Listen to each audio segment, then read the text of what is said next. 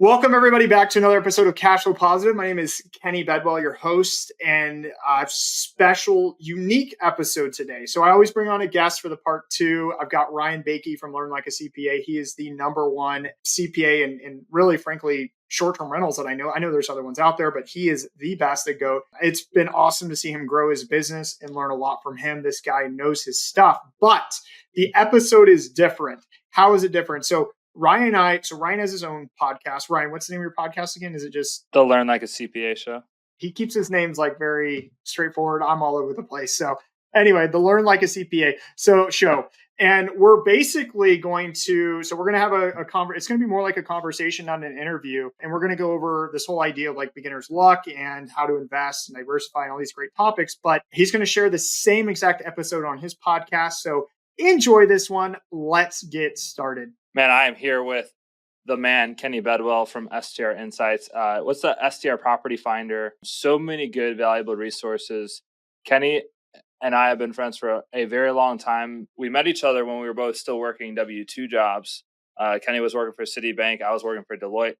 And inside of that, we spawned the courage to quit our jobs and do what we both do now, which is helping real estate investors build their wealth using real estate. And a little bit of background about me.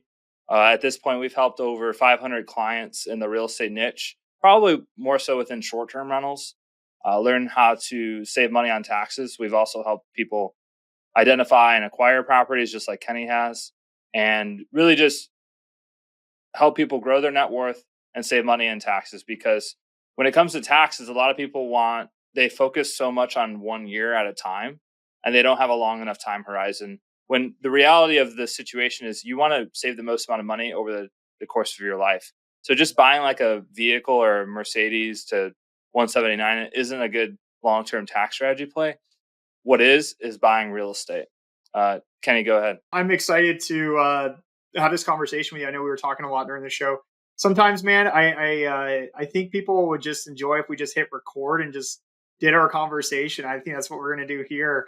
With just even without a topic. One of the things I love about Ryan is we're able to have like discussions about business, and it doesn't even have to be about short-term rentals, but just our interactions about business and how to grow our business and work with people and employees and sales and marketing and all that good stuff. And it's always a pleasure, and lots of really good nuggets and information that you can actually apply into other different types of businesses too. So excited to share and dive straight into this. So let's do it. So we were talking earlier about, I was just in Cancun last week for my wife and I's anniversary, as well as a mastermind. So I'm in this mastermind called Driven. It's a marketing / sales mastermind. First and foremost, it's got a lot of guys and gals in there, people that have sold, 8-figure businesses, people in there that have done, 9 figures in revenue through their businesses. So really a lot of bright minds. And while I was there, I had the privilege to meet this guy. His name's Craig. Hopefully I can say that. Craig and his partner, they have this huge stock investor platform where they have tons of clients, and they have a community around stock trading. They have a finance background. And one of the conversations that got brought up as I was talking to him over and over is this idea of risk. Like what is risk? What is fear of risk? Because everybody takes risk in life. Like I was driving yesterday. I saw a young mom, 2 kids in the back seat. She's sitting there at the drive with the wheel with her phone in one hand, and she's fixing her makeup, the mirror with her makeup in the other hand. It's like, so what is risk? That's risky. Yeah. He taught me about this topic of like, you don't want to be overly safe, but you don't also want to be overly risky either. Right. You want to know like when is the right time to play it safe and when is the right time to take a calculated risk. And we see so many investors like just jump in on their first or second property, and they're taking a tremendous amount of risk, like 30-40% of their net worth into one single property the first go around. Yeah, that's pretty risky. Like at one point, you have to assume an amount of risk if you want to be more intelligent or make more money than the average bear, but not that much risk to where, half of your net worth is in one property. I guess what's the most amount? Do you have a recommendation on like how much net worth somebody should put in one property? To me, it definitely varies based off of the type of investment you're going to do, right? Like, so for example, we'll keep it in real estate. So the more riskier the investment, I think you should actually have less. And also your age. There's a couple of variables like your age. Like the closer you are to retirement, you don't want to take on that much risk. So you want to have less net worth into certain types of investments like short-term rentals that are inherently higher risk but higher reward. So the younger you are, you can take on more risk and get a little more aggressive. And in my opinion, you can put in a little more net worth than other people, but you need to be really, really careful with it. Because the problem is I'm seeing people, whether it's due to natural disasters or just poor investment decisions, or they watched a YouTube video that the date on it was from 2021 and they're like, well, I can do that today, and they just go straight in, like dive in headfirst into a market that they know very little about in terms of competition, and they buy a bad property and they have nothing, they can't cover it, they can't get out of it, they can't sell it, and they can't reposition and go buy something else to cover this. They have to kind of sit and almost like shell out money just to stay alive.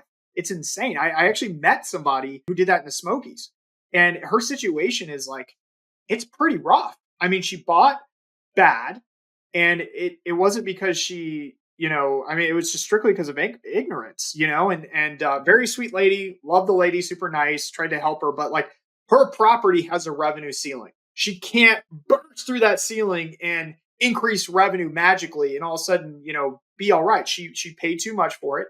She can't sell it. It doesn't even make sense as a seller financing deal. Like she can't even literally hand it over to somebody for no down payment and it makes sense for them. Like nobody wants it. And she's stuck with this property that she has to pay out of pocket nonstop. And she literally has no savings or anything else to go and buy something else to help dig herself out. What does she do? She just has to sit on it until, eventually it'll appreciate and someone buys it, hopefully. That's scary. It goes back to like what we talk about with the pro forma is just understanding where you went wrong on an investment. I won't forget this. I don't know if you remember, but when we had the first go around of the accelerator, we were super team accelerator. We were teaching people how to, analyze properties, how to look at the numbers, Yeah. more than just back in the napkin math, right? We were teaching people percentages of revenue, percentages of expenses, and we had somebody in there where I had a one-on-one call with her, and based on her numbers, I told her, I'm like, hey, you're hitting the revenue mark. You're hitting the expenses mark. It's just you bought at the wrong time. Your interest rate, you're just paying too much interest on this property. But like the revenue was good and the amount of money that they were paying for monthly expenses was fine. It was just their mortgage was so much. And I told that story when we had one of the boot camps in Nashville, and I'll never forget, like the lady raised her hand. She's like, that was me who you told that to. I was like, I had no idea. We love helping you guys out, but we can't remember like 500 faces. I mean, I would love to try to remember that many people, but I just can't. I can. But Ryan, no. I'm just kidding. Yeah, it, no, I'm in the same boat. Yeah. a lot of those sort of mistakes can be prevented if you just take the time to learn the numbers. I mean, I used to listen to Dave Ramsey all the time. He used to always say math works in all 50 states. And I believe that to be true, maybe except California. But math works in all 50 states, right? And so if you can buy a property for X price, purchase price, and you can rent it out for Y, and your expenses and everything that goes into it are Z, you too can buy a profitable rental property, right? If you can learn how Yeah. that goes. Now, here's a mistake that most investors make, and I'll let you guys in on a little secret. A lot of you are looking at what the purchase price of the property is, what the listing on Zillow is, and then trying to get the math to work to tell you that yes or no, I can buy this property, right?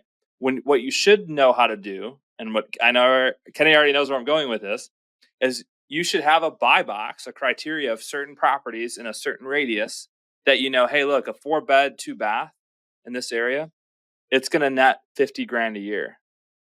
And then you'd have that net income of what that those properties in the area can be. And then you could back into what you should pay for it. This is how commercial real estate's traded. Commercial real estate's traded off net income and a cap rate. Okay. It's the same way how we all should be looking at these properties. 99% of people that buy Airbnbs, they're looking at the Zillow listing price and then trying to do the math to figure out, okay, does it make sense or not? When really you should be looking at how much can it make net, because then you could back into a purchase price that actually makes sense as a business investment. What do you think?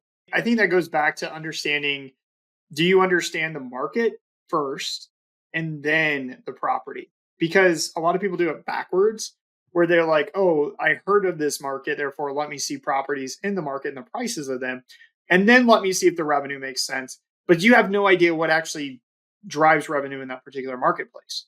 So I'm looking for first, if I like a market, I'm going to study that market out and research it out, just like you said, to figure out net income, but also why are those properties cash flowing 50K or 100K or whatever it is? And can I replicate that? Are they all just like igloos or something stupid that I don't want to do? Or there is something like some formula or hack or, like you said, buy box for that particular market. And then I go into evaluating actual properties and prices. And to add on to what you said too, I think people don't realize, a lot of people don't realize, but you can negotiate. It's a real estate transaction. You can ask for concessions or credits and really like pull things out to help make the deal better.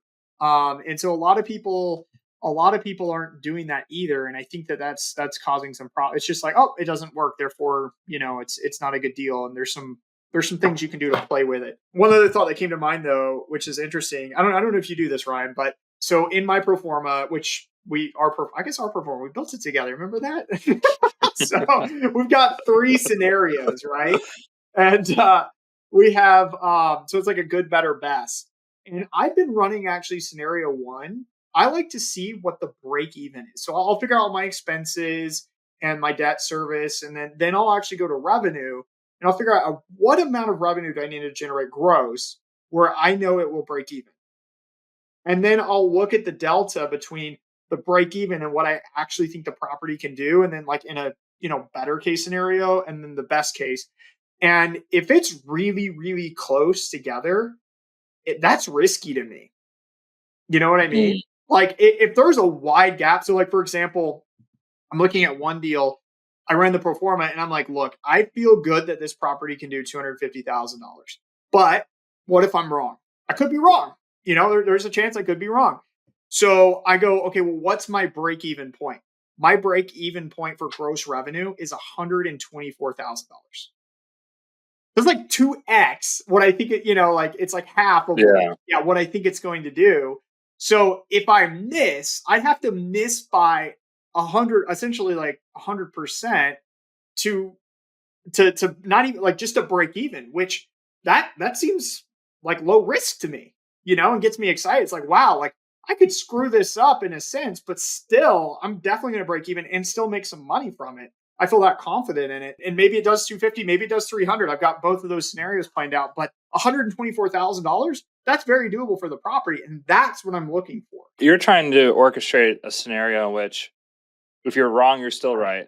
And if you're right, you're even more right. I'm very risk adverse. I think that's what risk averse people do. And we're just where am I going to F up? Data people by nature, right? So it's like you want to try to do your best, and this goes for everybody, like to orchestrate a situation in which if you were wrong about your assumptions, that you're not going to go bankrupt and you're still right. Like it's an okay deal. But if you were right, like if you're super right, then it's an even greater deal. Yep.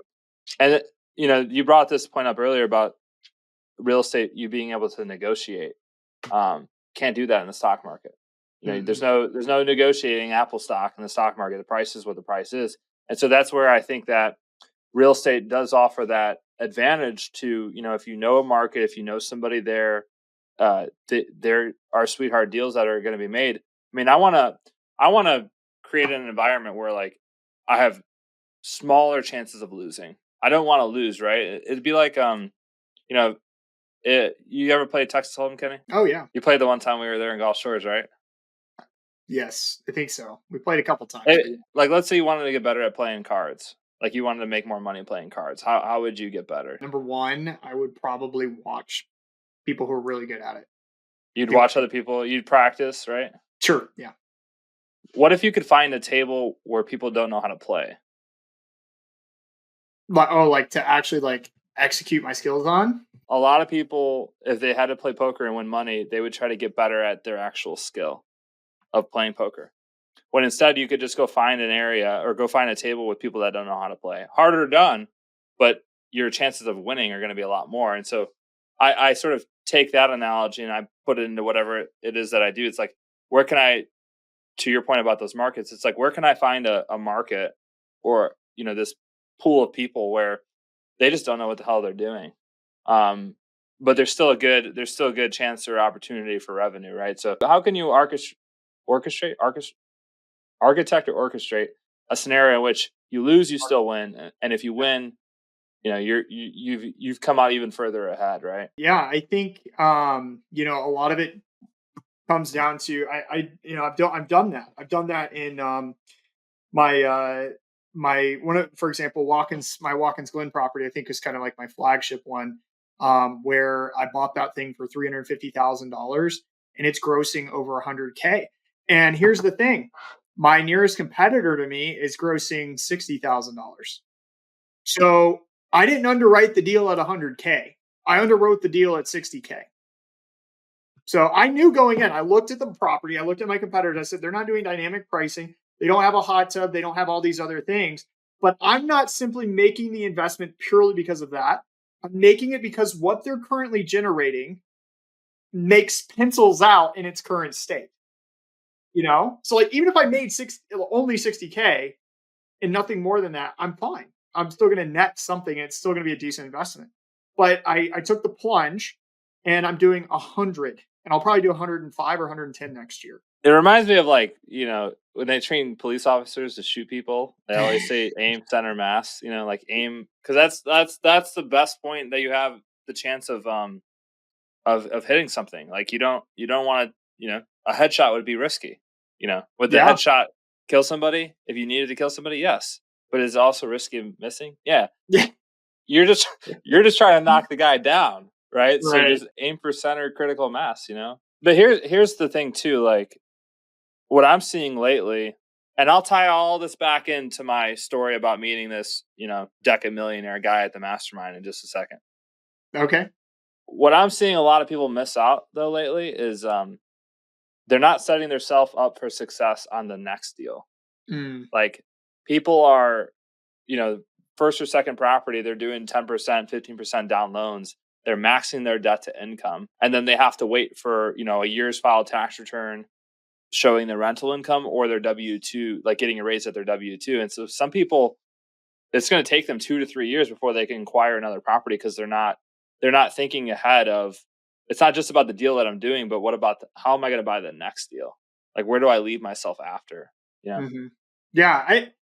I yes, I think that's a really good point. I will throw a little bit of cautionary wind to that because I've seen too many people get caught up in this like what am I going to do? Not just like in the next one, but the one after that, and the one after that, and the one after that. And they don't even have a property. It's like I'm like, hey, let's get this one right first, and know what you're doing, get your feet wet, be successful, and then let's talk about like all these big plans. Because one thing I've learned too, like your property that you buy today, the next one's not going to be the same price. It Mm. shouldn't cash flow the same amount. It should cash flow more technically. And the one after that, it's like it should be stepping stone or like steps or whatever. And I don't feel like even myself in my investment history, like we don't fully comprehend what is possible after we do something. And so don't get my advice to people. I think you're absolutely right though. Don't like paint yourself in a corner on property number one or two, but don't necessarily be like trying to plan out your entire future today because you have no freaking idea. you I know? mean, it goes back to what I said earlier. You don't want to be too overly safe, and you don't want to be too overly risky. Sure. Yeah. But the right amount of being safe and the right amount of risk at the right time is what leads people to being successful. It's like the the bears in the porridge, right? It doesn't. You don't want it to be too cold, and it ain't too hot. It's got to be just right. Right. Like it's too many people jump in head first. To your point earlier, not knowing what they don't know, and I think that's one of the biggest fears of all. Mm. It's not about what you don't know, because you know what you don't know. People Right. say, "Oh, I know I don't know XYZ about this topic." That's okay because you know what you don't know. But what about you don't know what you don't know? That's the biggest fear. That's the freaking that's not even the blind spot, right? That's Right. like the car freaking came across from the other lane. You had no idea it was coming spot. Like Right. sometimes you don't know what you don't know. At least on my end, we see a lot of clients where they'll come to us with a question about transferring a property, let's say, or their parents are about to pass away or whatever. Like they think it's a tax question, but in reality, it's a legal question. It's a lending question. It's more like a financial planning, retirement question. And just because of my background and the training that we do, like I'm really able to get people connected to the right spots of what they need. Like, hey, you're asking me this question. It's not really a tax question. It's actually a title transfer question. You got to go talk to this guy over here. But the biggest fear is like not knowing what you don't know. 100% by far. And I mean, the best way to get around that is number one, hiring people to help you, getting that expertise and that advice. But also too, not over leveraging yourself. So, which is just becoming more and more common. I think once again, I harp on this where people are watching that YouTube video or hearing that podcast from 2020, 2021, maybe even 2022, and they're like, I can do exactly what that person did and have the same success. But the market has shifted.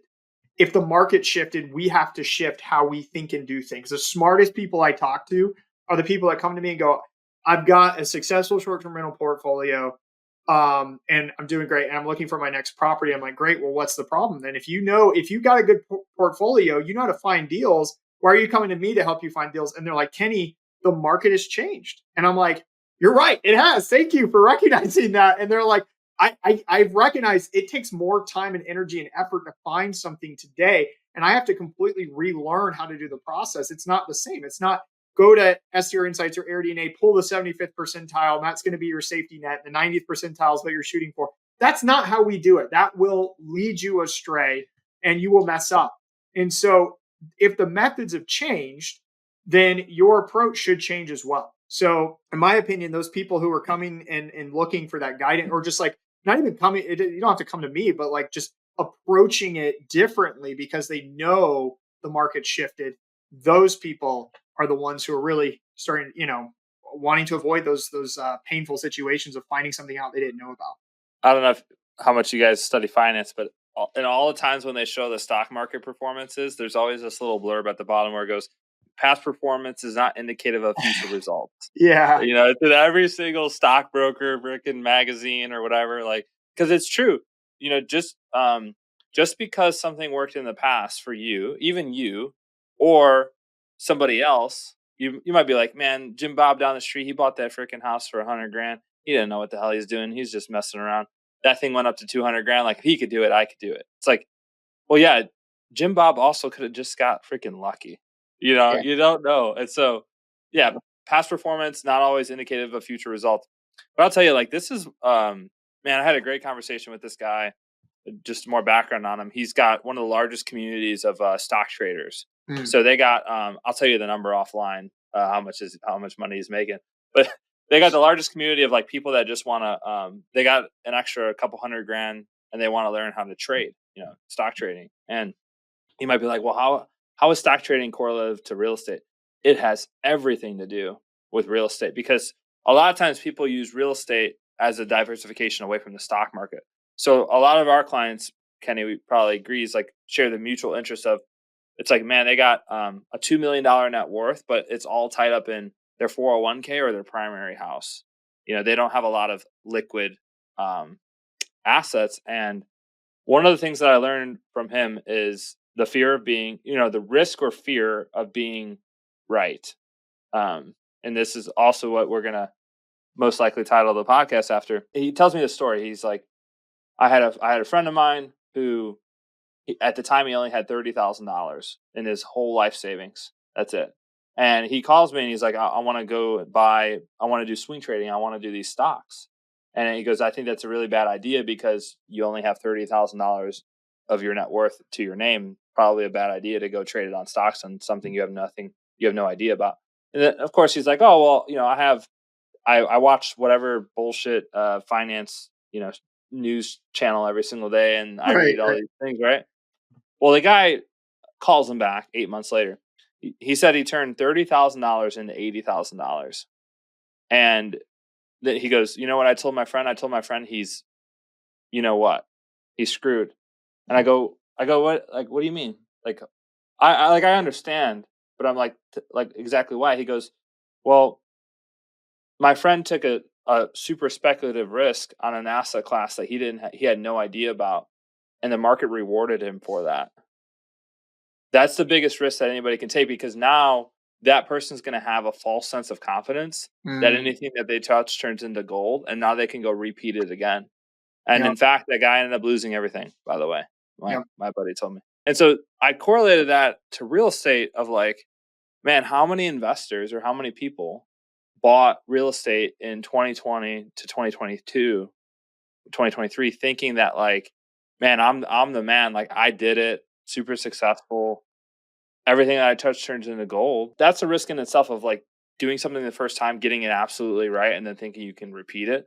Because the market, whether we're talking about the stock market or we're talking about real estate, it doesn't reward irrational behavior. You know, on a short time horizon, if you're buying and selling stuff too much, whether it's stocks or real estate, the market doesn't reward irrational behavior like that. The market rewards people who hold on to shit for a long time and don't get rid of it. Yep. That's really what the market rewards at. I totally agree. I think so I'll give you an example. I bought during the like right before COVID or during COVID, like right when it got really, really bad in 2020 and everything was like shut down.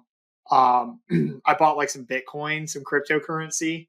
And I mean it was like $3,000 a coin. I was like, yeah, let's do it.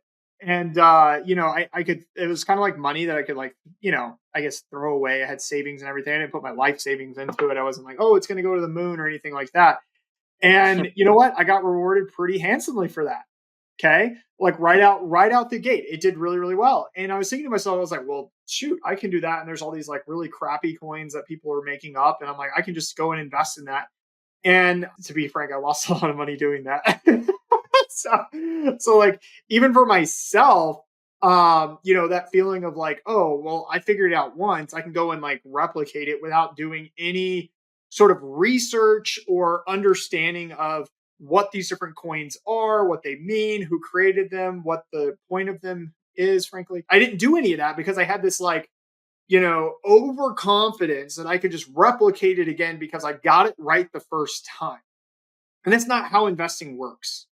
You know what I mean? Like people have freaking Mm. degrees in finance and investing. I was talking to a stockbroker at one point and who runs like $1 billion fund and all this. And when I was at Citibank, and he was telling me how aggressive they get and how much they fight for like a 7% of a return on like a daily basis. They're like going for these things.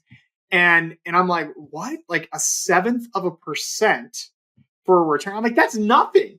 And he's like, yeah, but like when you look at the grand scheme, when you look at the long-term play on a daily basis, that's actually huge, Mhm. and it's the approach that they're taking. And he's like, yeah, like people are like literally like gonna get in fist fights over like trying to buy like whatever, like, but when you think about it that way, if that's what the professionals are doing, if they're doing that, they're approaching it that way, we probably need to be thinking in that sense too, and I think in short-term rentals, bringing it into short-term rentals is more relevant. That includes how we approach investing in our own properties, the things we add to our property, the small touches, the presentation, little tiny things. It adds up and it creates the real returns that we're going for.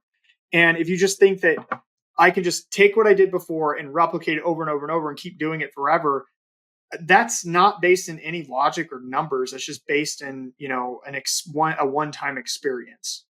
That's risky. Well, to your point too, you said earlier, it's like the market changes over time. Even if you bought 3 properties in the same area 3 years in a row, one each year, that 4th year, the market's changed. Yep. You're gonna get that property probably assuming at a higher purchase price, which there's some argument to be made, and we talked a little bit about this, I think, at one of the masterminds of just like the whole market manipulation thing, right? Because like if you already own 4 of them in one area, you don't really care to pay that high for a 5th one because that sets the comp for your other 4 properties, right? Like, Right. Yeah. uh, that's why we love real estate because there's gamesmanship to that. But to your point, like everything's changed. You might not think anything's changed. Everything's changed. Even if you just bought a property there a year ago, everything's changed. The market is changing constantly. But one thing I learned from this guy too is like, even though it's constantly changing, it doesn't reward irrational behavior. It doesn't reward Mhm. these people that are like, oh my God, everything's changed. I need to throw away my game script or my game plan or not invest at all. Not investing at all is risky. Investing too much is risky. You want to, moderation in all things, right? You want to have the right amount of safety net and then the right amount of risk. Like a lot of people right now are waiting until the election. The hell, what does it mean? 90% Yeah, of the I don't people get right it now, either. you guys are worrying about the election right now. 90% of you, you're going to do the same exact shit the day after. It's not going to Mhm. change a damn thing. You're just using it as an excuse to validate to not do something. Because history and stats do show, doesn't matter if it's a Democrat or a Republican president, the stock market is not like, it's indecisive most times. Um, most markets are like that. Now, can the president, help? Again, the president doesn't write the tax code. It's Congress that writes the tax code, right? President signs it into law. But like, can we get a president that brings back bonus depreciation, lowers corporate and personal income tax rates? I freaking hope so. I Yeah. really hope so for me. But at the end of the day, it ain't going to change a damn thing because people are looking like they want to have a reason for them not to succeed, and they'll just pin it on whatever's going on. I can't succeed because Kamala Harris is going to be president. Oh, I can't succeed because we're going to have 4 more years of Trump. It's just all these things that you're telling yourself that are going to make you not succeed because you just want a reason to validate why you're not going to be successful. Sorry. Make the excuse to not learn and adjust with the market. If you agree that the market's changed, that means you almost have to relearn how you do things or adapt, right?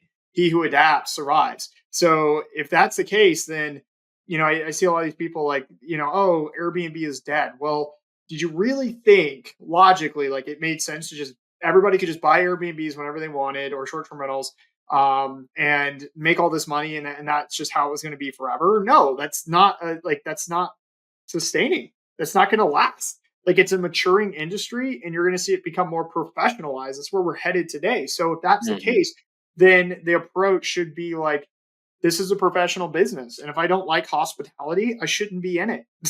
So yeah, Or you or gotta or watch out find for someone that that. does. Yeah. Yeah. It's not like so I say like, watch out for the fads because they're, if you treat it like a get rich quick, it's a fad for you. Doesn't mean it's a Mhm. fad for everybody else who's treating it seriously, but it's a fad, and we know fads don't last, right? That's why they're called fads. So it's one of those things where it's like you need to be careful. I mean, there's other types of fads in the let's get controversial here.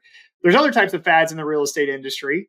Like sub two and a lot of like types of creative financing where you're taking advantage of people's like they got a low interest rate on a property they Right. overpaid for and doing Yeah. that, like that's not going to last forever. It can't, right? Because as markets shift, as interest rates are going back down, it doesn't make sense to even do that to begin with. Not to mention those properties don't cash flow anyway, but whatever. So it's a fad. So, but it's a strategy that will be applied and can work again in the future at some point. But today, it just doesn't. You know what sub two reminds me of? Actually, now that I think about it, so basically, like for people that don't know, we're talking about how like you can basically take over somebody's mortgage on a underperforming. Most of the time, they're buying somebody's primary residence, though, right? Or are they buying rentals too? Oh, they're buying rentals too. Yeah. So after World War II, um, a lot of our fighter pilots got shot down, right? And they were trying to figure out like what of the plane was bad to make them always get shot down so easily. They were only looking at the planes that actually came back to America Mm, as that successfully flew back.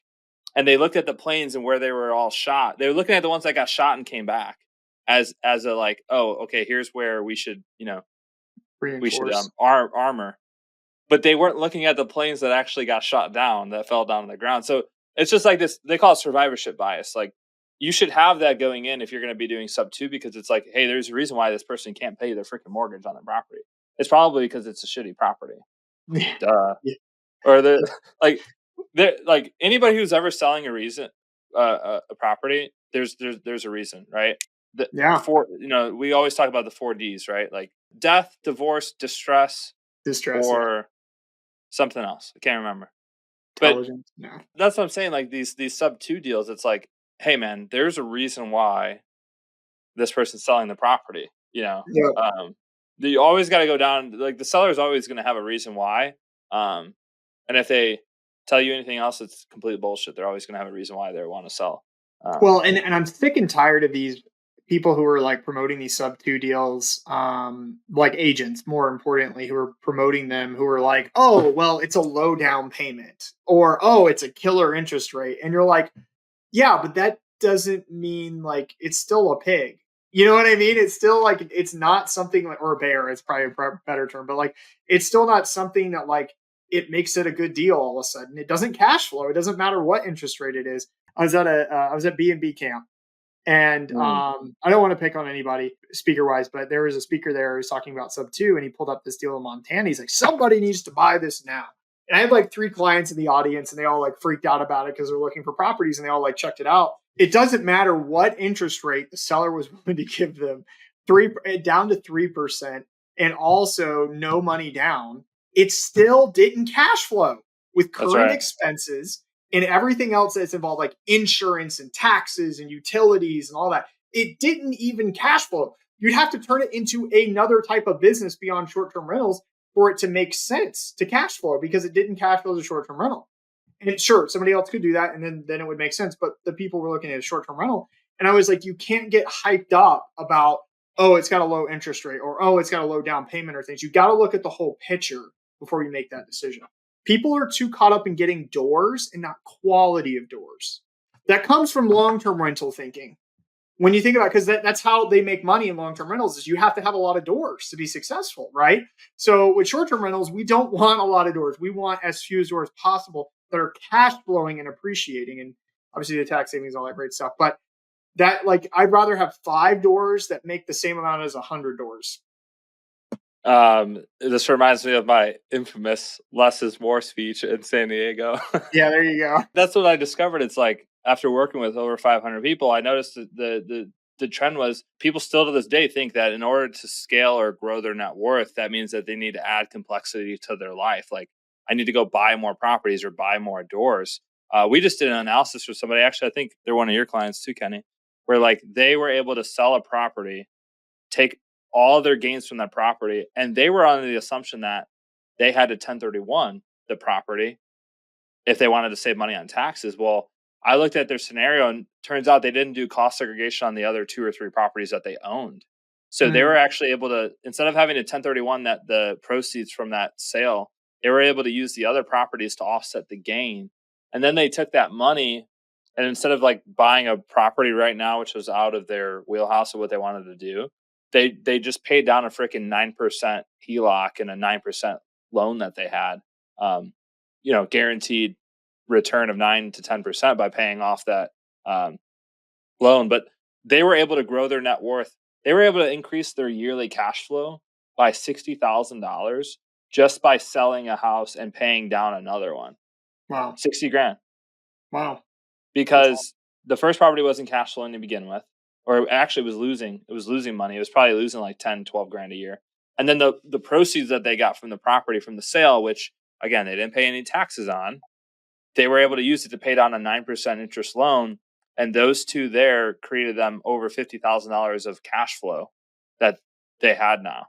A lot of people think in order to scale, you got to grow, you got to buy more stuff, when in reality, sometimes less is more. When Michelangelo, when he was looking at that slab of marble, he didn't say, what can I add to the slab? He said, I'm going to start chiseling this thing. And that's what became the statue of David. So a lot of you are thinking, oh, I need to go buy more property. In reality, you need to look at your properties, get rid of the shitty ones, and then dump all your money into probably the properties that are good, or just focus on buying better properties. And you're laughing now because now you got the joke. I just have that. Can I share a story? Is that okay? Yeah, that's So all right, so here we are. So Ryan is giving this presentation in San Diego, and he's doing a PowerPoint, and he was talking about with the statue. What statue was it again? Statue of David. The Statue of David. Okay, yeah, Statue of David. And because he just went to the museum, and it was in Chicago or New York or something like that. That Yeah. was the one in the France Oh, in or France. Okay, Italy. gotcha. Yeah. And anyway, he's got like these two shots, and like the biggest one is the statue. If you haven't seen the Statue of David, go Google it. But he's it's a full body shot. He's completely nude and naked, and it's like you just see his like groin shot, like it's in the middle, and it's like next to it, like less is more. And Brian's like up completely oblivious to it, and everybody in the back's like, "Wait a second, was this?" So we just see less is more. I swear I had no idea Yeah. until I think it was Kim Fitzpatrick that brought it Yeah, up because she or was just somebody. cracking up. She was Cheryl. like taking pictures of it, and yeah, we were just like, yeah, for the little guy. Less is more sometimes, people. Oh goodness. Anyway, I hope that makes it. Aside from the male body part jokes, but like going back to the whole wrist thing, another analogy that somebody uses, like, man, imagine boxing. Like, let's say you start hitting the heavy bag, and you're like, man, I'm really good at this. Like, I probably could get in the ring with somebody. And then you go into the ring with somebody, and that person sucks. And let's say you beat the crap out of them. Then you're like, man, I'm really good at this. And then your next fight is like Mike Tyson or something. Yeah. but that's what happens. People don't know, but that's what happens in investing. Whether you're in the stock market or real estate, it's like you were successful at this property, but what you didn't know is you just bought it at a super low interest rate, and it happens to make money. But that same thing isn't going to work. So now when you try to replicate that today, or you try to get in the ring with Tyson, it ain't going to work. Because to your point, Kenny, the market changes. The market Mhm. shifts. Let me ask you this, and I'll give my opinion in a second, but I want to hear yours first, and then we'll come back to me. But what do you do if you're listening to this and you're like, hey, that makes a lot of sense. Okay, obviously, like I don't think I could take down Mike Tyson, but maybe I could beat up some people. But I know I can't take down Mike Tyson. Like, how? Like, what do you do at that point? Do you just give up, or do you like? What's your approach? I mean, you take the right amount of risk at the right time. So one of the things that we like to do is, let's say you've bought a couple of properties, 3 or 4 properties. You also have money in retirement accounts, and you got cars and stuff. Like we have you put that out on your net worth statement, and then it's like, okay, look, you got 13% of your equities in this property, and 15% of equities in that property, and then it's like, okay, well, when we are going to go make that next investment or that next risk, right? Because we're all Mhm. assuming risk whether we like it or not.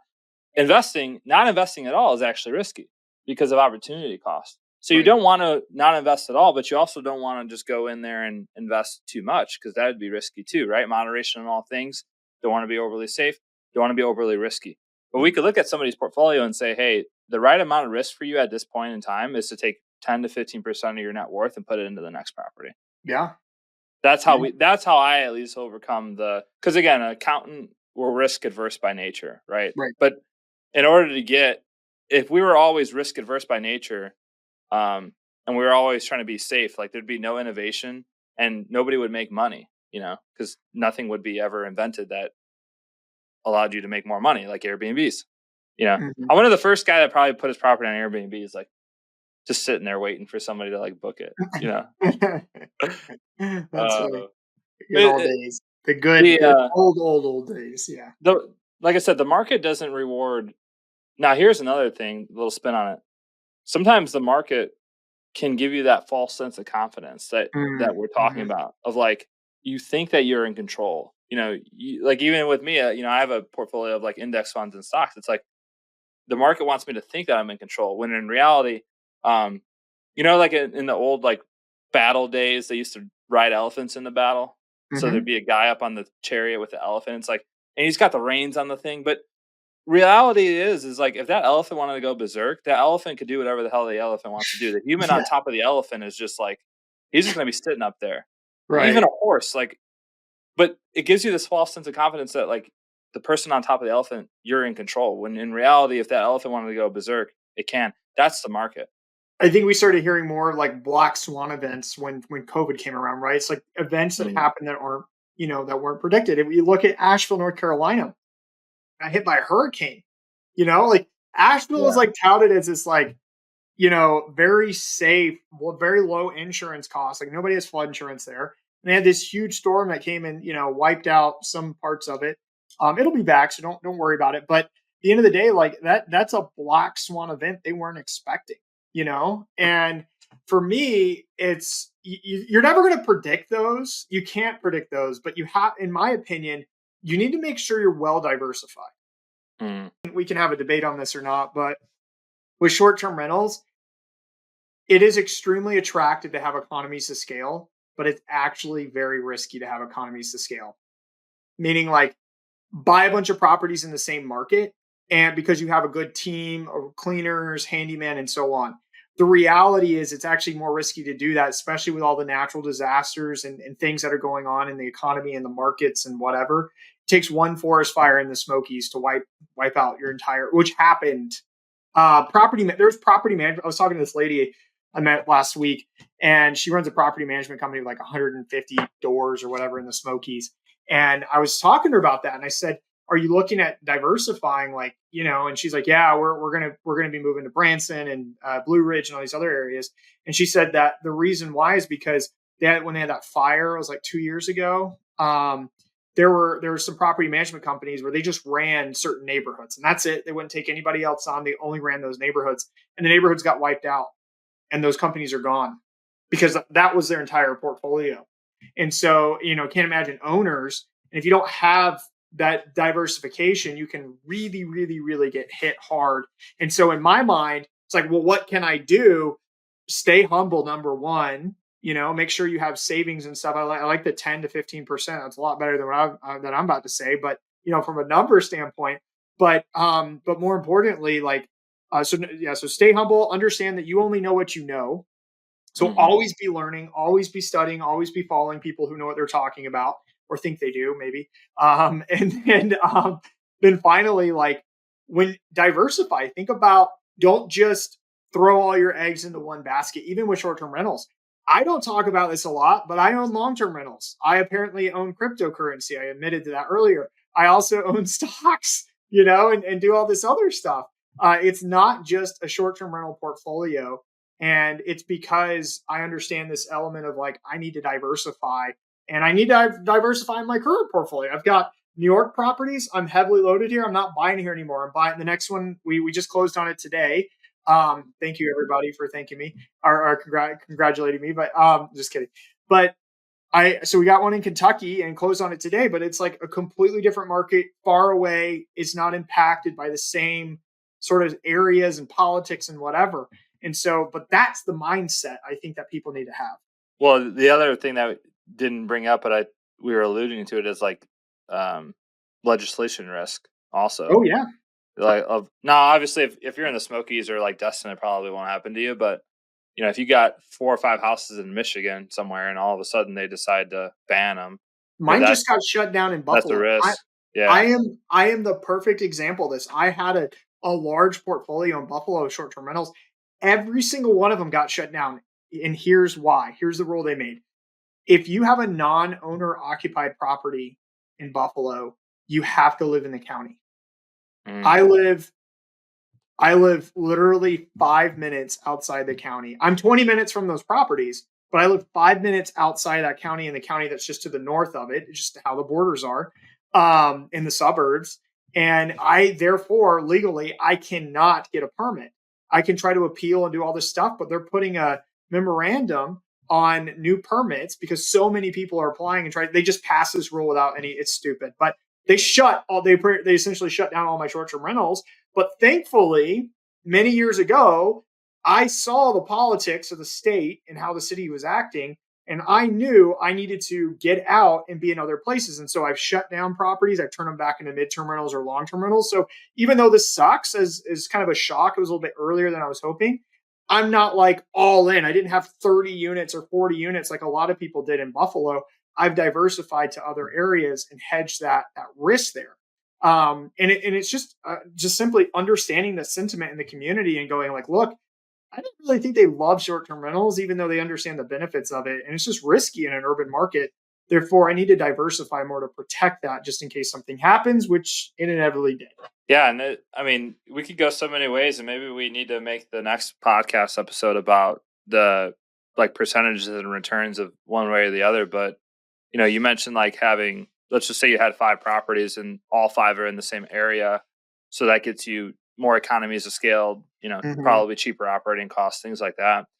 Versus if you had them all 5 spread across, let's say you had one in Smokies, Destin, New York, Kentucky, and then Ohio, whatever. Just not what was the town name in Ohio? Logan. Logan. I just pick on it, but yeah. But even within that, you can go further down the diversification chain of saying, okay, I got $500K of equity. Do I want that tied up in one $2 million house, or would I rather have 5 $400,000 houses? It's the same equity no matter how you shake it out. It's the same appreciation no matter how you shake it out, numbers wise, right? Do you want 4 or 5 houses, or do you just want one? That's something to think about. It depends on the person. It does, and it depends on how valuable their time is too, right? That's Do right. you want to manage?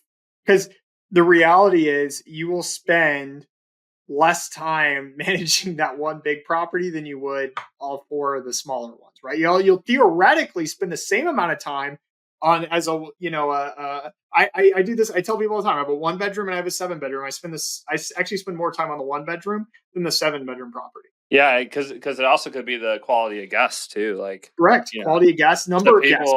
I have a lot more turnovers with the 1-bedroom than I do the 7-bedroom. The 1-bedroom cash flow is 10 grand a year. It's an incredible deal. It was great. It was an amazing deal. The 7-bedroom cash flow is 50K a year. I'd rather take the 50K over the 10K any day of the week. I think we got our next podcast idea episode. There you go. Yeah, I've always that's one of the things that got me into real estate early on in the first place too, is just understanding how you can really use leverage and all the benefits that are in real estate outside of just cash, right? That you don't get in the stock market. You get you put 50 grand in the stock market in Apple stock, it goes up 5%. Now you have $52,000, right? It's taxable and you can't pull it out. That's right. But you put 50 grand, down on a $200,000 house, and that goes up. That goes up 5%. Well, now your net worth just went up $10,000 instead of $2,500, and you're getting the you're getting the tax benefits, you're getting the loan pay down, and you're getting the cash flow. So it's like, but we're not here to tell you all your money and only in all your money should be invested in real estate. We're here telling you that diversification is a good thing, like even within your real estate portfolios, but then also 401k stocks, things like that are outside of just real estate. I love it. Cool. Well, thanks for listening, everyone. You can find me on Instagram at Learn Like a CPA. I also got the largest Facebook group for tax smart investors at Tax Strategies for Real Estate Investors is the Facebook group name. Kenny, you can find Kenny at what's your at, Kenny? You can find me at Kenny_Bedbull. I got really creative with it. And obviously you can check me out at strinsights.com. Those are the 2 best places if you want to get in touch. So strinsights.com for Kenny. Check me out. Tax Strategies for Real Estate Investors Facebook group. And we'll see you guys in the next episode. Your website is taxstrategy365. 365.com. Yeah. Yeah. Go check that out, guys. So I will say this. For my episode, for my listeners, I guess, I am I use Ryan. I use Ryan services. So I will definitely vouch for him as a CPA because he is my CPA. So definitely. This is not a paid promotion. Yeah, this is not a paid promotion. Yeah, we should say that. But I just like to say that because I think a lot of people want to know. They want to know who you're using, why you're using them. And, I think it's one of the biggest things I think Ryan saved, once again, not a paid promotion, but I want to give credit where credit's due is, I've had 3 different CPAs in the last 3 years. Maybe it's me, not them, but I think it's them. I was using we don't need to get into super details here. but they had me under a Schedule C the whole time, every single one of the CPAs. And so I came to Ryan's team. They explained to me why I shouldn't be Schedule C, why it needs to be Schedule E, and how that could improve my, my tax savings and strategy and all that. And so these guys know what they're doing. So definitely check them out if you're in the market for a CPA or tax strategy or whatever you need. So go to that taxstrategy365.com. Awesome. Thanks. Heard it here first. Yeah. I mean, on the other side too, like, I've had you on my Tax Strategy 365 community a few times now, and I still have clients to this day that reference the call that we did. Cool. Well, it was a couple months ago now, but like every single day somebody's they're referencing that call, because what we're teaching, we want to give you guys a parachute, but we also want to give you guys a backup parachute too. So we want to tell you, like, here's everything that we've learned, and already predicting like the roadblocks that you guys are going to come across. And Kenny's the best at doing that. Thanks, man. Cool. All right. Well, I hope everybody enjoyed the episode. We'll see you on the next one. Guys. See you soon.